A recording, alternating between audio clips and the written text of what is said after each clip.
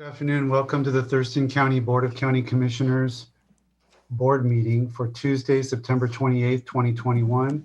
It is 2 p.m. My name is Ty Mentor, Chair of the Board. In our boardroom is the Vice Chair, Commissioner Gary Edwards, and Commissioner Carolina Mejia, County Manager Amira Chavez. I assume we have, here's Clerk of the Board right here, handing me the sign-in sheet. Amy Davis will be in the boardroom shortly. Assistant County Manager Robin Campbell, and some key staff members for agenda items. We're calling this meeting to order, and we are going to begin with the Pledge of Allegiance to be led by Vice Chair Edwards. Okay, please join me in the pledge. I pledge allegiance to the flag of the United States of America and to the republic for which it stands, one nation, under God, indivisible, with liberty and justice for all. Thank you.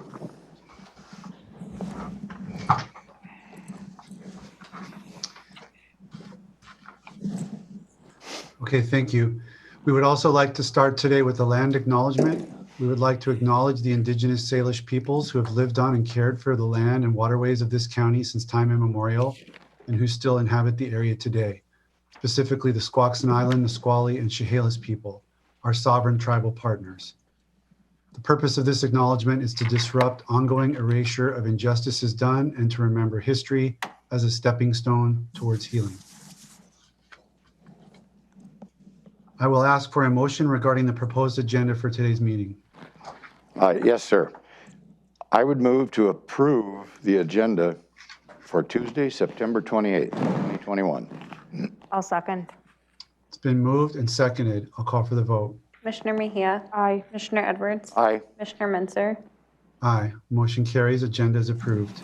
I would ask for a motion regarding the draft meeting minutes from September 21st, 2021. Yes, sir. I would move for approval of the board meeting minutes from September 21st, 2021. I'll second.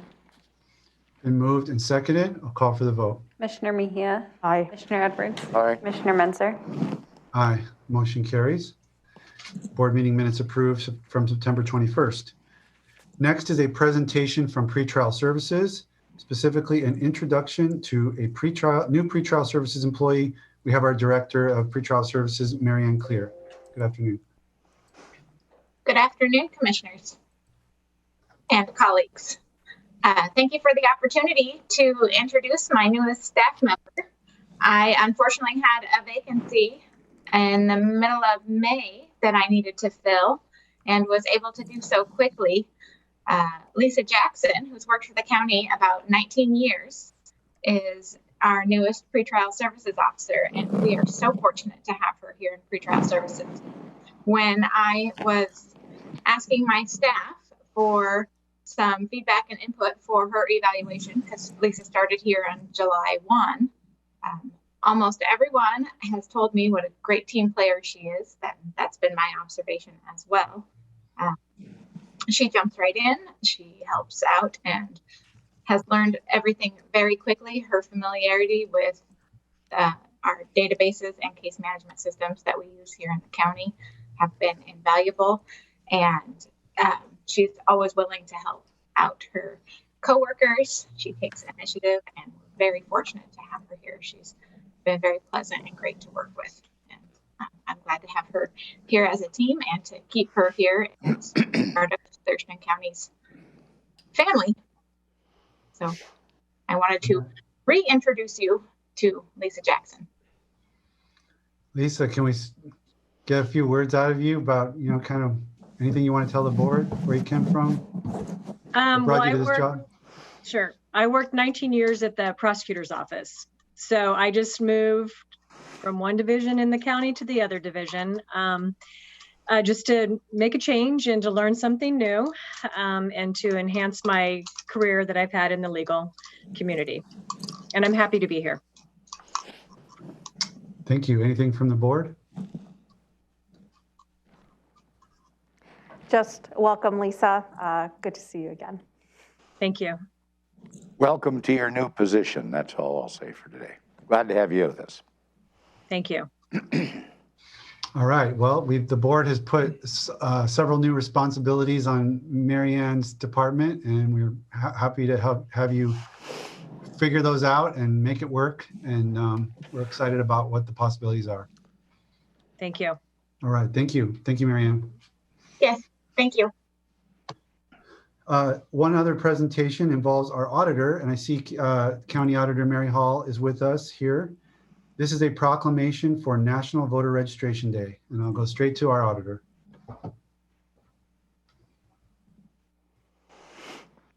You're muted, Mary. Thanks. So I want to thank you for recognizing National Voter Registration Day. You know, voting is a cornerstone of our democracy, but you can't vote if you're not registered. And last year, we reached 200,000 registered voters in Thurston County. And voter registration really has never been easier. We now have same-day voter registration, and 16 and 17-year-olds can pre-register to vote. So when they turn 18, they're automatically registered. So all you need is a driver's license, and you can do it online. So 2021 is the 8th National Voter Registration Day in the country, and we've celebrated it every year in Thurston County. So for that, I'm very appreciative. And for those who may be watching remotely, if you're not registered, go ahead and do it right now. It's super easy. You simply need to go to votewa.gov and follow the prompts. And all you'll need is a driver's license or state ID or the last four of your social security numbers. So I want to thank you again for supporting the partnership, every year. And I appreciate all of you. So, and I hope that you have the proclamation. You're on mute, Ted. Sorry, Commissioner Menzer. I think we do. Any questions or comments from the board? When do ballots go out, Mary? What's the date today? They go out next Wednesday. So voters will have plenty of time to review their voters pamphlet, and make an informed decision when they vote their ballot. They should be getting the ballot and the voter pamphlet pretty close together. Thank you. Mary, the flip side of making it easy to register is the maintenance of the voter registrations, and you presented some information to the canvassing board, and I represent the board on there, about what steps are taken to make sure that voter registrations are kept up to date. And public might like to hear kind of what you said about that to the canvassing board. Sure. We do a lot of steps. We probably go above and beyond. We certainly go above and beyond what's required by state law. But after every election, we get a file back from the post office if people have put in any change of addresses with the post office.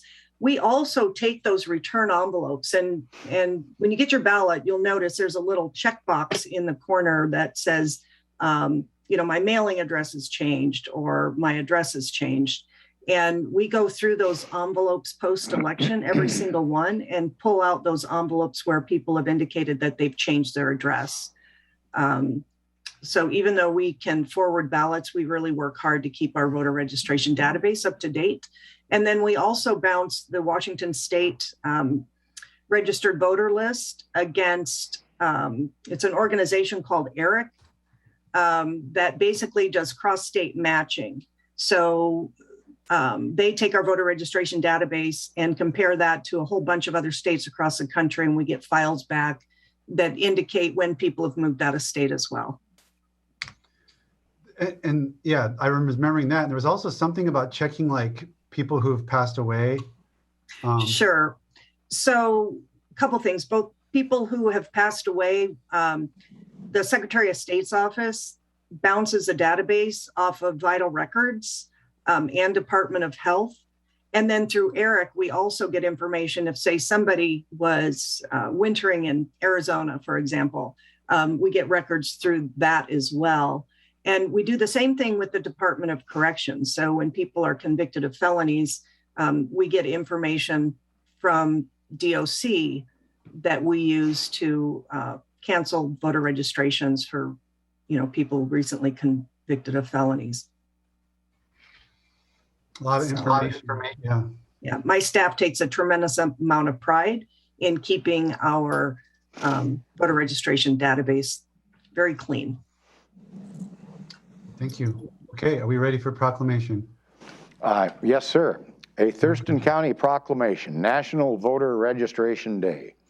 Whereas registering to vote empowers eligible citizens to exercise their right to vote on Election Day, and whereas Thurston County is committed to strengthening democracy by encouraging voter registration and increasing participation in all elections, and whereas civic-minded people and organizations have collaborated to establish September 28th, 2021 as National Voter Registration Day. And whereas the goal of the 2021 National Voter Registration Day is to create awareness of elections and motivate eligible citizens to vote in coming months. And whereas the strength of our democracy depends on the willingness of our citizens to participate by choosing the people who will lead us and by voicing their opinions on important matters that will come before the voters on Election Day. Now, therefore, be it resolved, the Board of Thurston County Commissioners hereby proclaims September 28th as National Voter Registration Day in Thurston County and encourages all eligible residents to register to vote. Adopted this 28th day of September 2021, signed by your Board of County Commissioners. Thank you very much. And I also want to say to people out in the community that if they're ever curious about how elections are run, we are open to the public during election time. You can come down and tour the facility and observe the process. It's very fascinating. There are more checks and balances than you would ever imagine. So thank you very much. Thank you, Mary. Thank you, Mary. Thank you, Mary. Okay, let's go to item 1, opportunity for the public to address the board. And I have the sign-up sheet. Board of County Commissioners welcomes comments from the public at our Tuesday afternoon board meetings. However, there are some guidelines governing such comments to ensure they are appropriate. When called, please introduce yourself, including the area of the county in which you reside. Address the board, not audience or staff. Silence your cell phone. The board will not respond to public comment directly, but the county manager may, on an as-needed basis, follow up with specific items. You'll have 4 minutes.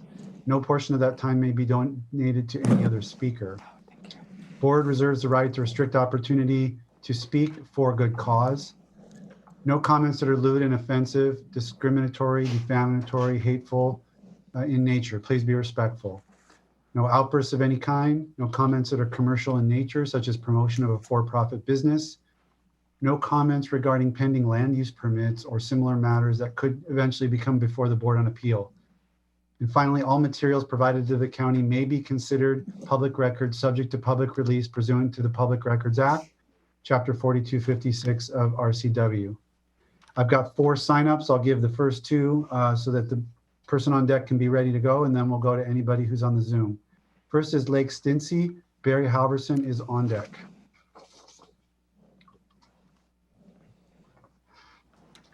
Yes, hi, my name is Lake Stincy. I live on Black Lake, and I'm also with the Black Lake Special District. I'm here to report on our mailings to parcel owners close to or uphill from the 3 streams showing septic effluent. The mailings, 55 in total, requested parcel owners to review their septic systems and make any necessary corrections. The mailing was reviewed in advance by Jane Montjoy Venning with Environmental Health. She had no concerns and suggested we add a link to the licensed septic pumpers in the county. Jane was pleased that we had the resources to carry out the mailing. We will continue to sample the 3 streams once a month. The samples will be analyzed by the Environmental Health Lab, and results will be reported to Environmental Health. We're hoping to find a drop in fecal coliform as parcel owners make corrections. I have 4 copies of the mailing. I'd like to leave the copies with the clerk of the board for your review. Thank you very much for your time. Thank you, sir. Thank you for the update. Mr. Halverson is next, and on deck is Doug Carmen.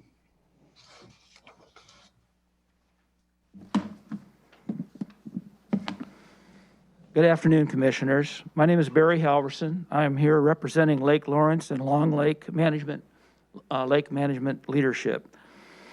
I hope you were able to look at the slide presentation that we sent you yesterday. It provides the facts pertaining to indirect and direct interfund costs. I don't intend to go through each slide. I don't have enough time to do that, so I will just give you the executive summary. The number of direct budget lines for our funds has increased from 6 in 2015 to 16 in 2019. For 2022, the county pushed down a new budget line, Countywide Services, which falls under budget line 591012, to all departments within the county, utilizing percent of expenses as the allocation basis. When this happened, we learned that several other budget lines were also utilizing percent of expenses as the allocation basis. This was the first time that we learned of this. We had not been informed of this change. In the past, user count, actual cost, actual square feet, and FTE had been used. We are still trying to find out when and why these allocation bases changed. Most appear to have changed in the last year or two. What is particularly disturbing about this FTE when used instead of user count actual cost, it increases the cost to us for those particular budget lines. One specific example that I'll give you is geodata that went from a cost in 2020 of $300 per year for each LMD to a cost of $1,800 in 2021, and it will go up further in 2022. Our actual usage of geodata is very low in comparison to noxious weed, yet we are paying much more than can be considered fair and equitable. The lower amount of usage was verified by Tim Wilson in 2017 when he sent us an email saying we only use it about 10 or 11 times a year compared to a daily basis for noxious weeds. Percent of expenses likewise has increased our cost. With this type of allocation basis, the more money we spend or ask from our members to get revenue and take from our lakes, the higher our cost for the same budget lines will be when they use percent of expenses as the allocation basis. As an example, for 2022, the budget year 2020 is used to calculate expenses on a 2-year lag. With noxious weed having a total expense of in 2020 of $509,000, Long Lake with a total expense of $161,000, Lake Lawrence with a total of $53,000. When you use the base percent of expenses, the more we ask for our members to pay in assessments, and the more we spend to care for our lakes, the more we will pay in interfund costs. But our use of county assets and resources has not and will not increase. But we're expected to pay more because of percent of expenses being utilized as an allocation basis. In fact, since 2017, our use of county resources has gone down in most cases by more than 50%. Yet our portion of noxious weed overhead costs has increased. How can this be justified? With Long Lake's huge expenses for algae treatment in 2021, their percent of expenses will be far greater than in 2020, and their interfund cost in 2023 will increase by more than 20%. This makes no sense. So what needs to change? The Director of Public Works needs to mandate that interfund costs to lakes, LMDs be based on actual use, not FTE or percent of expenses. And these costs need to be discussed with LMD leadership and any future changes discussed with LMD leadership prior to making those changes, not after the fact. If Director of Public Works won't do that, then the commissioners need to direct that to happen. If neither of these happen, then the Director of Public Works or the commissioners need to take a serious look at moving lakes or LMDs back under water resources where they were prior to 2015 when they moved to Public Works. Because of water resources' higher FTE and budget, we believe using FTE and percent of expenses as an allocation basis there might be more equitable and fairer to lake management districts. This should be easy since the previous noxious weed manager is now the water resources manager, and the ARS works for the water resources manager, and most LMDs in the state fall under the water resources department. 4, BoCC county managers, department heads need to look at lakes as a resource that provides valuable, incalculable money and volunteers that sustain and maintain one of our most precious natural resources. The 3 lakes in this county that have SUDs and LMDs are all here today talking to you about issues that they've got. Please wrap her up, sir. 5, more resources and BoCC decisions need to be directed to lakes to improve these valuable resources and encourage, reward the 140 plus lakes in the county to participate and to form LMDs and SUDs. I really appreciate your time, commissioners. I hope you have a chance to look at the detailed facts on the briefing that we sent you yesterday, and thank you very much. Next is Doug Carmen, followed by Terry Ballard. I do not have the ability to see the clock or even hear it, so I'm going to ask speakers to respect the timer and stick to their 4 minutes, please. Please use the mask. I got a condition. I need oxygen. I'm Doug Carmen. I live at 4108 Cairo Road, Lacey, in the urban growth area of Lacey and Thurston County. I'm the chair of the Long Lake Management District, and I just quickly want to say that there's been a lot of work done by Barry filling you in with information, and I've been involved also, and I'd rather spend my time working on the lake than this kind of thing. So I ask the commissioners to make a decision, either allow staff to continue to take money out of our bucket of funds and take it away from the work that we're doing on the lakes, or tell them not to, like all of the other counties and cities in the state that don't charge these overhead costs to their LMDs. So either decide to do it or don't, so we can stop going back and forth and spending a whole bunch of time. So that's all on that subject. Now I'm speaking to you not only as a citizen and not only as the Long Lake Management District Chair, but I'm also speaking to you as one of your Thurston County Planning Commissioners. 2 weeks ago, I came before you to talk about how the Department of Public Works dumped waste asphalt on the fairgrounds. And there was no permit. It was not maintenance. It was not the product that they said that they were. It's not RAP. They did not get a permit from the city of Lacey, and they did work on the city of Lacey's property.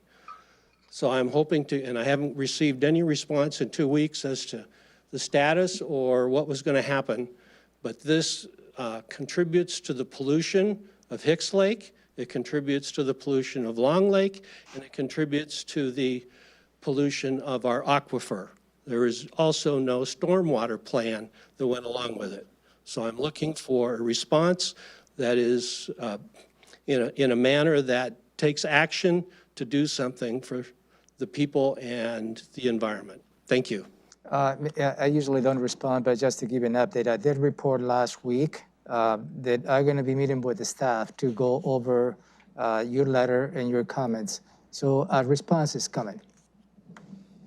Thank you. Thank you to all 3 of you gentlemen that have come in on this issue. Thank you. Terry Ballard is up.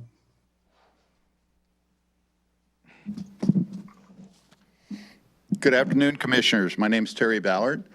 I'm a retired Master Sergeant in the Army, and I spent 35 years total and 29 years and change towards active duty. Today, I'm here to talk about the Veterans Assistance Fund, which has been a hind sore for me forever, for all the commissioners previous, and I want somebody to handle it properly.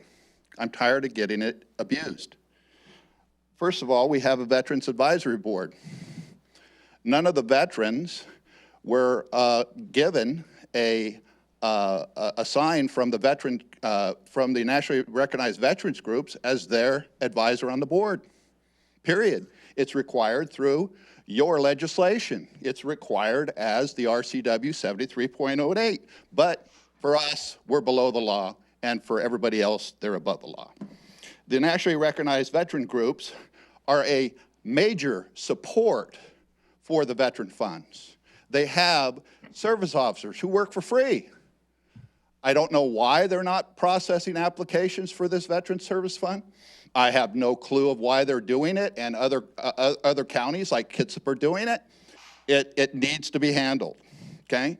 The people on the board are all members at large people, okay? They might belong to the organizations, but they do not, do not represent them. There was one president of the board. He spent his 3 terms per your legislation. He was supposed to have a 2-year break, which he has continued to serve on the board for 3 additional years. This is wrong, and everything that is coming out of this board should be null and void.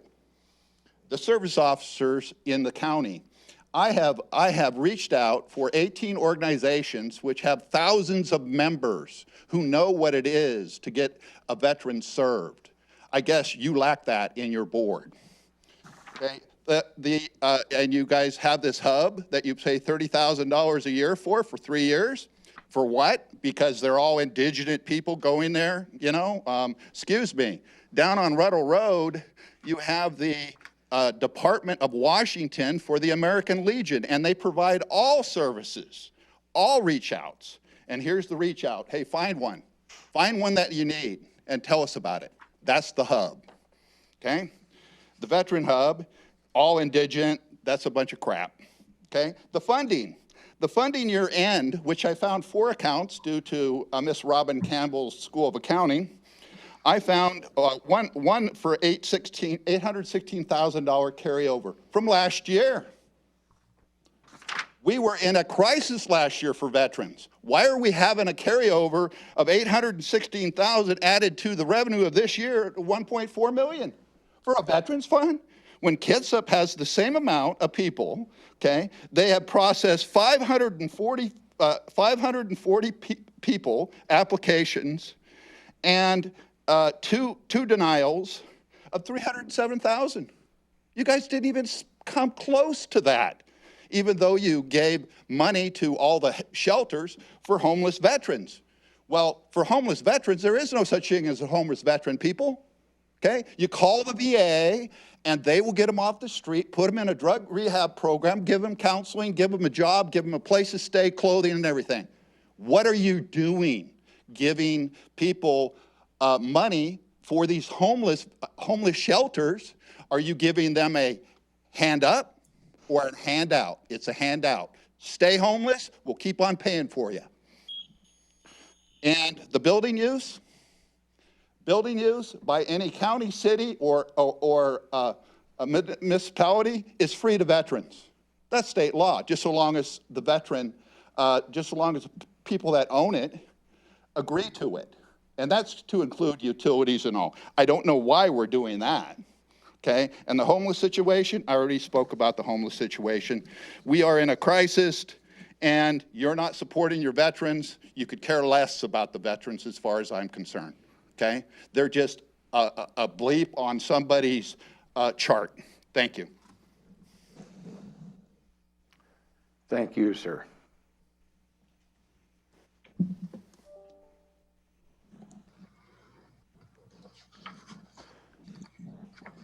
Anyone else in the boardroom who did not sign up? No, I don't have anybody else in the boardroom. Okay, then we can go to the Zoom.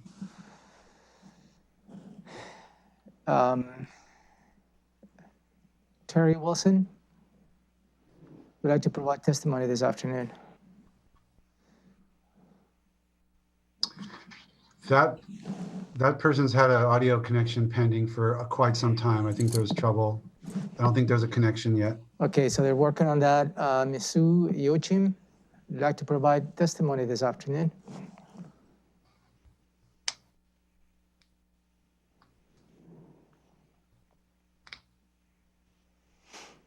Apparently not. So maybe we can connect with Mr. Wilson if he gets connected. That's been going for a while, so. Okay. So that's it then. County Sorry, managers. no, thank you. Okay, thank you, Sue. Thank you. Let's go to county manager's update. I don't have any specific updates today, sir. Okay, we have one proposed consent item. Is there a motion regarding consent item? Yes, I would propose that we approve the voucher list from the auditor's office. Item A. I'll second. It's been moved and seconded. I'll call for the vote. Commissioner Mejia? Aye. Commissioner Edwards? Aye. Commissioner Menzer? Aye, motion carries. Item 3A is approved. Item 4A is Central Services bid award for family and juvenile court hydronic repairs. Chris Helmer, Capital Project Manager. He is on. I am here. I am Chris Helmer. I'm the Capital Project Manager. This is a project to add isolation valves to the hydronic system in federal or the Family Justice Center to assist with maintenance of the system. There's been a few leaks, things like that. So this is going to alleviate that problem. It's been awarded to Apex Mechanical LLC. Questions for Chris? Commissioner Mejia? No, sir. Commissioner Edwards? No, sir. We've had few past discussions about all this. I'm prepared to make a motion. Okay, I'm ready for the motion. I would move to award a contract for family and juvenile court hydronic repairs, project number 25611, to Apex Mechanical LLC of Battleground, Washington, in the amount of $356,206.40, and authorize the Assistant County Manager to execute the contract and amendments due to unforeseen conditions only, not to exceed 10%. I'll second. It's been moved and seconded. Any further discussion on the motion? No, sir. Oh, sir. I'll call for the vote. Commissioner Mejia? Aye. Commissioner Edwards? Aye. Commissioner Menzer? Aye. The motion carries unanimously. Thank you, Chris. Let's go to item 4B, a request for qualifications and quotes for janitorial services. Jason Ash, Facilities Services Manager, is present. Jason Ash, Facilities Manager. This is asking for approval for Central Services to go out using the DES master contract to use the 6 vendors for pricing that were vetted through the state process. Okay, any questions for Jason? No, sir. No, We've sir. been through that again Yeah, as this well. was discussed extensively over the last two Tuesday mornings. Ready for a hear motion. I would move to authorize the Director of Central Services to advertise a request for qualifications and quotes using the DES master contract number 05919 for janitorial services. Second. It's been moved and seconded. Any further discussion? No, sir. I'll call for the vote. Commissioner Mejia? Aye. Commissioner Edwards? Aye. Commissioner Menzer? Aye, motion carries. Thank you. Next is 5A, Community Planning and Economic Development, a contract authorization for Alliance for Healthy South Sound Coordination. Caitlin Nelson from Community Planning and Economic Development. Go ahead, Caitlin. Hello, good afternoon.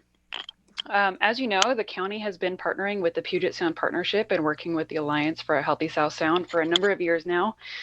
The county is the fiscal agent for federal pass-through money, where the county's role is to ensure that the priority actions of the Puget Sound Action Agenda for water quality and salmon recovery are implemented. Mainly, the county does this by providing that federal funding both to projects identified by the Alliance for a Healthy South Sound and to a contractor to facilitate the group, which has historically been Ross Strategic. So these 2 agreements include the Interagency Agreement with Puget Sound Partnership and the Professional Services Contract with Ross Strategic. Did you have any other questions on either of those 2 agreements? No, sir.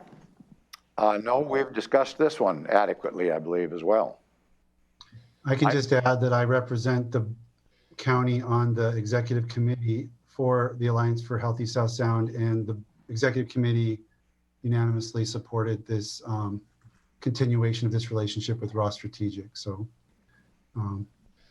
is there a motion? Yes, sir. I would move to approve an interagency agreement with Puget Sound Partnership and related professional services contract with Ross Strategic in the amount of $125,000 and authorize the Director of Community Planning and Economic Development to approve amendments to the contract, including reallocating funds among tasks that do not exceed 10%. Second. It's been moved and seconded. Any further discussion? No, sir. No, sir. Call for the vote. Commissioner Mejia? Aye. Commissioner Edwards? Aye. Commissioner Menzer? Aye, that motion carries. Thank you, Caitlin. Thank you. Okay, public health time. And we have 4 items under public health. 6A is Pierce County South Sound Shellfish Recovery Agreement Amendment 5. Art Starry, Environmental Health Division Director, to present this item. Good afternoon. I'm, as Commissioner Menzer indicated, I'm Art Starry. I'm the Environmental Health Division Director for Thurston County Public Health and Social Services.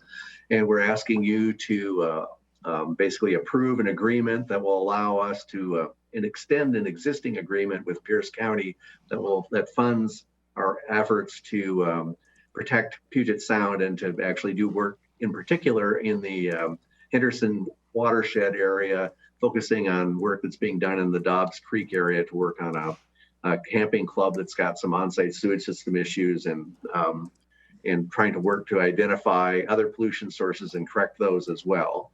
And so this is an agreement that we're a sub-recipient from Pierce County. Pierce County received the funding, and they're distributing it to us through this agreement. It provides up to $333,000 worth of funding. And what this does is it allows us to continue to do the work for another year.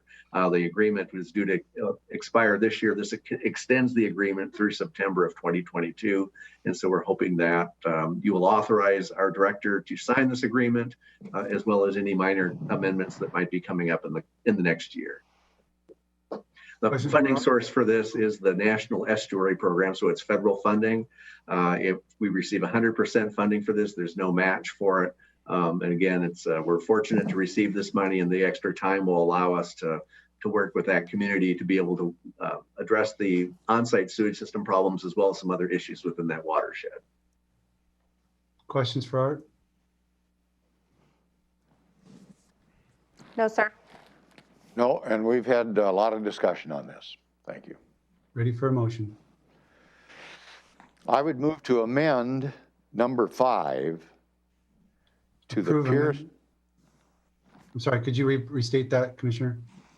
I would move to approve amendment number 5 to the Pierce County subrecipient agreement, there you go. SC 105503, which extends the 2018 agreement end date to September 30th, 2022, and authorize the Public Health and Social Services Director to enter into an agreement with the Thurston Conservation District as required by this agreement, and to sign this amendment and any future amendments that do not revise the duration or agreement amount by more than 10%, not to exceed a total of $333,465. I'll second. Okay. Been moved, seconded. Any further discussion on the motion? No, sir. No, sir. All right, let's call for the vote. Commissioner Mejia? Aye. Commissioner Edwards? Aye. Commissioner Menzer? Aye, the motion carries. And we'll go to item 6B, Interagency Agreement for Pollution Prevention Assistance. Back to you, Art. Yeah, so I'm presenting this for Patrick Soderberg, and since I was going to be here, we thought it'd be more efficient just for me to cover all the items today. And so what this does is it this agreement would provide up to $305,000 to us from the Department of Ecology to allow us to continue our pollution prevention work with businesses in Thurston County. What this allows us to do is to work with businesses that manage or use or manage hazardous materials or generate hazardous waste, and to do so in basically to keep them so that they can manage those wastes properly, avoid any sort of surface water contamination or groundwater contamination, which allows us to better protect public health and to protect the environment. This is a continuation, or we've had agreements with the Department of Ecology for work like this for several years. It's changed names and forms a little bit, but this would allow us again to continue to do important work to protect public health and to, again, work with businesses in a collaborative way to make sure that they're managing their wastes and materials properly. Again, as I mentioned before, it provides 100% funding. It meets with our different county goals. And again, we'd like to continue to work with businesses and receive this funding. So we're hoping that you'll authorize our director to sign the agreement and any minor amendments that come forward. Questions for Art? No, sir. No, sir. And again, we've had plenty of discussion on this in the past. Very good. I'm ready for a motion. I would move to approve the Washington State Department of Ecology Interagency Agreement number C 220052 for a maximum amount of $305,000 for the term of July 1st, 2021 to June 30th, 2023, and to authorize the Director of Public Health and Social Services to sign the agreement and any amendments that do not exceed 10%.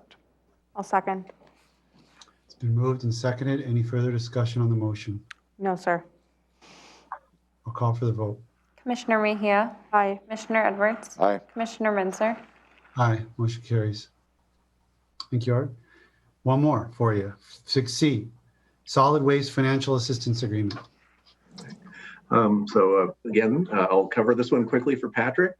This is another agreement that we have with the Department of Ecology that it provides funding for our solid waste enforcement programs and our permitting activities. One of the things that local governments are obligated to do under state law is to follow up on and evaluate solid waste complaints and violations and to permit solid waste facilities. And what happens is that the state also provides some financial assistance for us to allow us to do that work. And so what's happened, we're very fortunate, is that the legislature's actually increased the amount of what they call a local solid waste financial assistance funding for this biennium, and they're offering us up to $315,000 for the next 2-year period. What's different about this, other than the agreement I mentioned earlier, is that there is a match requirement for this. And so we will be using tipping fees to provide the 25% match. And that was anticipated in our budget. And even though we're receiving additional funding and having to use a little bit of additional match, it ends up saving the county money in the end because of the 3-to-1 requirement. In other words, the 75% funding that's provided by the state. So we're asking you to authorize, again, our director to sign this agreement and any minor amendments that may come forward. Again, this provides important funding for us, and we've had very successful efforts working with the community to clean up on solid waste and things, and this will allow us to continue to do that work. So that's in a nutshell. I'm happy to answer any questions you might have. Questions? No, sir. No, sir. Hearing none, I'll ask if there's a motion. I would move to approve Local Solid Waste Financial Assistance Agreement number SWML-SWFA-2021-THCO-PH-00051. And just to clarify those letters, it's Sam, William, Mary, Lincoln, Sam, William, Frank, Adam are the first letters there. With the Department of Ecology for a total eligible cost of $315,120 for the term of July 1st, 2021 to June 30th, 2023. And authorize the Director of Public Health and Social Services to sign the agreement and any amendments that do not exceed 10%. Second. It's Been moved and seconded. Any further discussion? No, sir. No, sir. Okay, I'll call for the vote. Commissioner Mejia? Aye. Commissioner Edwards? Aye. Commissioner Menzer? Aye, the motion carries. Okay, thank you very much for all three of those. Thank you, Art.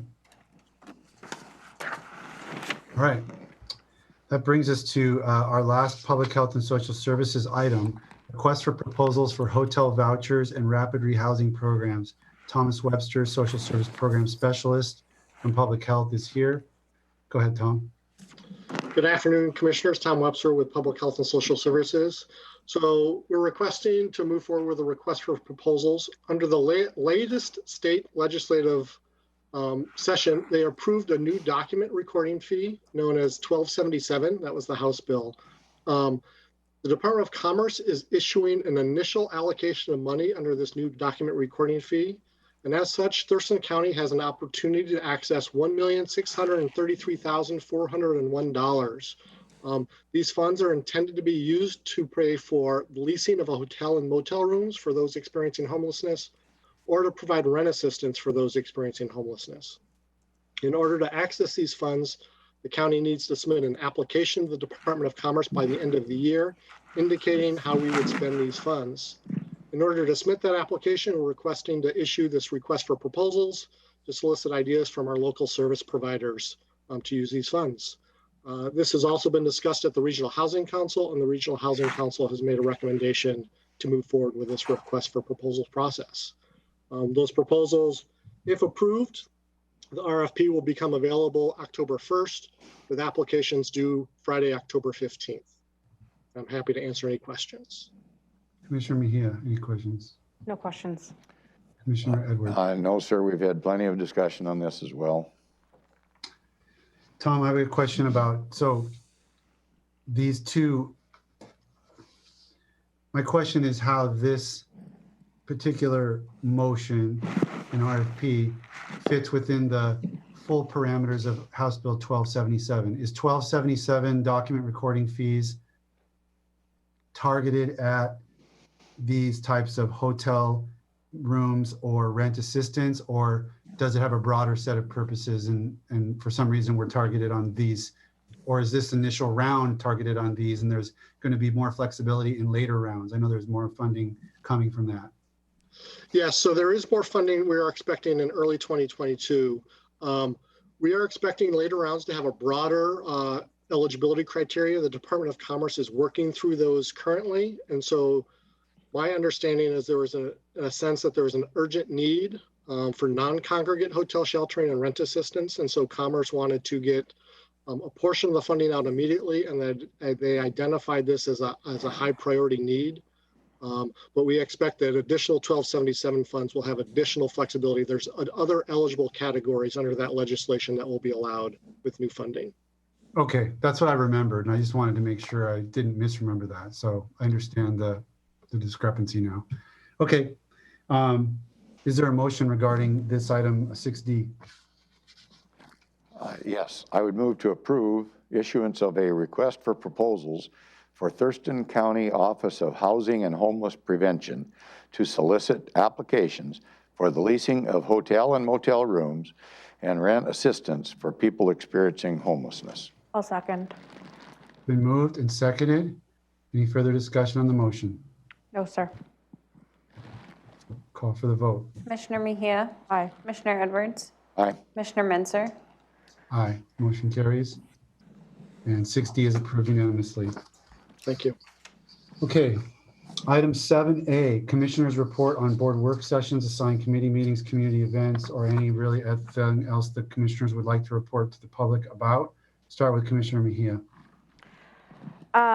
Yesterday I did the partners meeting, and that's part of the Partners for Children, Youth, and Family Steering Committee, and that's part of Thurston Thrives Committee.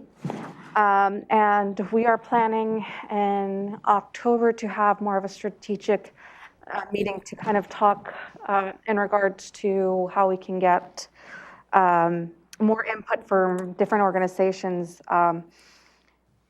And I also had a meeting with Aslan Mead, Sarah Moorhead from the Conservation District and Stephen Bramwell in regards to the meat processing plant. Jenica Machado joined us to that meeting, and so we came up with some good points. Jenica said she was going to check in with Brandon Weber, but I wanted to let Commissioner Edwards know that if it passes the first round where Jenica checks, and then Stephen Bramwell, Aslan Mead, and Sarah Moorhead will be submitting a proposal for that. So that's an update on that. I know you had some interest on that. Thank you. I also met last week with Providence Hospital and different businesses in regards to Ensign Road. And we had a really good conversation, and they will hopefully make us a part of the conversations further down the line. And then we had the BoCC staff retreat as well. I did the Maritime Washington National Heritage Area Conservation Forum. It was really informative, and they did a quiz at the beginning, and I didn't realize how misinformed I was on a lot of the issues. And other than that, that is all I have to report for this week, and that's since Thursday. Thank you, Commissioner Edwards. Okay, as far as committee meetings, I don't have anything of note to report about committee meetings, contrary to my seatmate here, who had some pretty good information. But my phone never did quit ringing about homelessness, COVID, and the whole vaccine mandate. So most of my week was, besides our regular meetings that we have every day, was spent on those topics. And I just take this as a moment to remind people to keep their storm drains cleaned out if you don't want to have your basement flooded. So just point that out, folks. That's it for me, sir. All right, thank you. I guess I'll report on 3 items. Thursday was Salmon Recovery Council, which is an all-day affair, and then Monday was Climate Action Steering Committee, which between the preparation and the pre-meetings I have and the meeting itself took most of the day. Friday, I was able to attend a Thurston Chamber event on the west side of Olympia for the grand opening of the Planet Fitness. I keep wanting to say Planet Hollywood. The Planet Fitness new gym space, which has some interesting aspects to it, and hopefully people can check it out. There were several speakers from community, including one of the Tumwater Council members. So that was a good event hosted by the Chamber and the new business over there. So that was basically it to report. And we'll go to item 7B, County Manager reviewing combined schedule. Thank you, Commissioners. Let me walk you through your combined schedule for the upcoming week. Where at least 2 commissioners will be present. You may have individual appointments on your individual calendars. Those will not be part of my report. As soon as you adjourn with this meeting, you have 2 public hearings. One is related to the Tumwater Joint Plan. The second public hearing is related to the Thurston County 6-year Transportation Improvement Plan. Nothing on your combined schedule tomorrow, September 29. On Thursday, September 30th, at 10:30, you have a presentation related to the Olympia Tumwater Foundation the Brewery Park Visitor Center project. At 11, you have the JRT, that's the Jail Resources Team meeting, where all the law and justice partners will have a roundtable conversation. 1:30 in the afternoon, September 30th, you have a briefing related to the Fish Passage program. And at 2:30 in the afternoon, September 30th, you have a presentation from Human Resources related to the benefits to the employees related to the health insurance premiums. Friday, October 1st, you have a closed session at 8 in the morning, where you will have an update on the bargaining negotiation status. And at 10 in the morning, you have been asked to participate on the Mullen Road ribbon cutting ceremony. That is going to be located at Woodland Elementary School, 4630 Carpenter Road, Southeast in Lacey. And on Saturday, October 2nd, you have invited to participate on the Olympia Community Solar Celebration that will be located on the 6:30 in the afternoon on the Hands-On Museum, 414 Jefferson Street Northeast, downtown Olympia. Moving on to Monday, October 4th, at 10 in the morning, you begin your budget presentations for the 2022-2023 biennial. You have a break for lunch, and you will convene back again at 1:30 on Monday, October 4th, to continue the budget presentations. And that will take you to the whole week, except for Tuesday, October 5th, that you have your regular agenda setting, as well as the Board of County Commissioners meeting at 2 in the afternoon. Thank you. Okay, anything else from the good of the order from the board before we adjourn? Yes, sir. Go ahead, Commissioner Edwards. I am very concerned by the information brought to us today under public comment. I find it hard to believe that Black Lake had to do their own mailing to figure out our problems that we're dealing with on Black Lake. I'm very concerned that our interfund cost is escalating and discouraging those lake residents to create lake management districts, because I believe we're all in favor of water quality, and something is wrong the way this is progressing. The issue about the fairgrounds and that parking, I heard the county manager say that he's working on that. And on the veterans issues of us having $116,000 left over from last year's fund, and then over $1 million we'll have in there this year, it really bothers me that we are not on top of that. So I'm hoping staff will be able to get back to us in a timely fashion. And actually, I'm going to step out of line a little bit here, because I'm going to propose that we pay for those 50-some mailings that Black Lake had to put out from their budget. They're doing our work for us, and I feel that we should pay the bill. I don't know what that would cost, $25 or something. It's not much, but I think it's a token of our appreciation on what they're doing, and they should be recognized for what they're doing, not always penalized for everything that everybody's doing. So I'm going to make that motion. I don't know if I'll have a second or not. I don't know if that it falls out of category, I guess, if you will. And if I don't make any headway here, I'll bring it up another time. I'll second it. Oh, County Manager, we've got a second on that too. So I don't know how you want to handle that, Chair.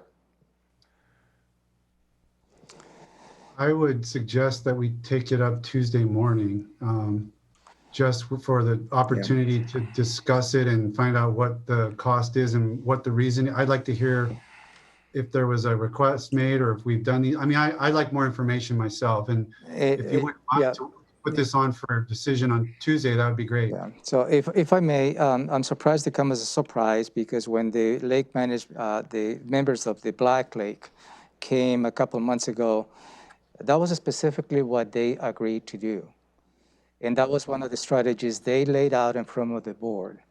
And that's what the member from the Black Lake was reporting on what they agreed to do. So I'm a little bit surprised it has come as a surprise to the board as to what they have done. That was I believe, the agreement. The next steps, they're going to be preparing a letter. They're going to be working with environmental health. They did that, and they came back and report on the actions they agreed to do. So I don't think there's a surprise, if I may. So, and also I will recommend not to make budget decisions on a Tuesday afternoon without giving us the opportunity to explore what that is. Okay, Chair, could I follow up on that, sir? Yep. I want to say that I'm not doing this because I'm not aware of what they're doing. I'm doing this because I believe it is the right thing to do. We continue to drag our feet. They've been in front of this Board of Commissioners several times now. We always say, well, we're going to look into it. We're going to get after it. We're going to do something. But The bureaucracy drives me nuts. And if there's a way that I can give somebody $50, I'll do it today out of my own pocket. I do not understand how staff can continue to not be concerned about water quality. So I'm going to let it go at that and follow up with the chair's recommendation. I'm fine with that recommendation that you made, sir, that we get to the bottom of this. But more information is always good. It won't matter if we wait a week. But I believe the board, funded the 2021 interfund costs to the tune of $20,000+ as a direct response to public comment and work sessions we had in response to the Lake Management District. So I don't think it's fair to say that we do nothing and we kick the can down the road and we haven't been responsive. We've set up dedicated work sessions directly with representatives of the Lake Management Districts. Doesn't happen very often. We funded to take care of this year and prioritized consideration for the biennial budget for the next 2 years. So I think we've been very responsive to the concerns that have been raised. So I have to just add that into what you're saying. I appreciate that, Commissioner. And in fact, upon Commissioner Edwards' request was to set a program for you to consider in the 22-23 budget to address the water quality on the lakes. And that is part of your deliberations when you consider all the many different requests when you developed your budget for the 22-23. So staff is no holding back. Staff is responding to what the board is directing us to do. As Commissioner Menser stated, you took an action in funding the interfund cost this year. You will be considered to continue the subsidy in the upcoming biennium budget. You're also going to be considering whether you want to set aside that programmatic water quality to help the lakes. That is also on the way that is coming for your consideration when you deliver the upcoming biennial budget. I have to respond to that. I have to take issue with the characterization of this as water quality. A reasonable disagreement about how interfunds should be charged to Lake Management Districts is not mean that, I am as committed to water quality as any commissioner is ever going to be. I promise you that. So if there's a disagreement about how we fund Lake Management Districts, it doesn't mean we don't care about water quality. I have put on the record that I will find funding for septic, for all the different septic issues that Mr. Stincy has come and asked us to take action on. I've been pushing both of my seatmates on it 4 months. Stormwater engineers I've been pushing for. Any programmatic step that improves water quality in our lakes and across our streams, surface waters and marine waters, I will find a way to make it happen. So this is not about a commitment to water quality. It's about a technical way we fund and incentivize a certain management tool about lakes. It's a much more technical issue than that. And I have to take issue with the characterization of it as you don't care about water quality if you don't agree with me about this. Commissioner Mejia. So the reason I seconded Commissioner Edwards' motion was simply because at the previous briefing, I think we came to the conclusion that we wanted kind of like a short-term approach before the budget on what we could do to assist Black Lake with the issues that they were going through right now, considering that we would have to wait until the whole budget process for a more long-term solution. And considering that, they have gone ahead and done this and checked in with environmental health staff. So thank you to environmental health staff for working with the Black Lake SUD on this. It definitely seems appropriate to me because I feel like that was kind of the request from, I believe it was 2 of the commissioners previously on how to address this, coming up with a short-term solution for Black Lake and then a long-term solution in terms of environmental health. And, in terms of water quality and septics, that's a bigger, Commissioner Menser, you said that you've been trying to push an issue with the two of us. But I came and I recommended a task force to look into this. I'm just not comfortable passing fees to county residents with actually getting input. And so that's why I haven't supported it. I did not propose fees. Well, the plan that you were proposing would be for fees. I mean, it would be for the shoreline. No, those are not I did never propose a county fee.